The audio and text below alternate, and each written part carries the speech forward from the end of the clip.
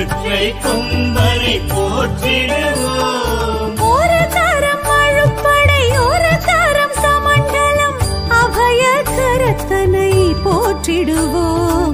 கணங்களின் அதிபதி கணபதி திருவடி கருத்தினில் வைத்தே கை தொழுவோம். கணங்களின் அதிபதி கணபதி திருவடி கருத்தினில் வைத்தே கை தொழுவோம். ஐந்து கரத்தனை ஆனை முகத்தனை நந்தி மகன் தனை போற்றிடுவோம்.